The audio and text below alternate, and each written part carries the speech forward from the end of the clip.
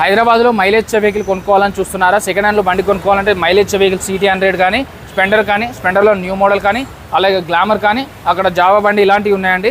Rider బండ్లు కావాలంటే rider బండ్లు కూడా ఉన్నాయి. సిటీ 100 బండ్లు కావాలనుకున్న వాళ్ళకి సిటీ 110X 22 మోడల్ 65,000 చెప్తున్నారు. 6,000 వరకు తగ్గుతుంది, 59,000లో వస్తుందండి.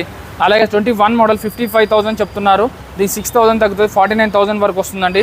స్పెండర్ 23 మోడల్ 25,000 కిలోమీటర్స్ డ్రివెన్ అండి, 75,000 చెప్తున్నారు. 6,000 వరకు తగ్గే ఛాన్స్ ఉందండి.